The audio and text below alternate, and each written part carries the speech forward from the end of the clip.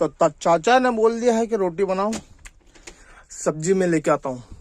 अब रोटी बनाने के लिए तवा ढूंढ रहा हूँ। इसके अंदर रखा था, मिल नहीं रहा है साला का मीना। ये तवा, अरे बाहर, अरे ये तवा, अरे चकला ना गया, चकला गया चकला गया, चकला। तवा भी आ जाएगा। ये तवा, अरे तेरे तो परात आ गई। चलो परात भी चलेगी। क्या चाहिए मुझे? तवा तो यहाँ पड़ा है यार, मैं तो उधर ढूंढ रहा। अरे साला, ये चूल्हा। अब मुझे चाहिए आटा।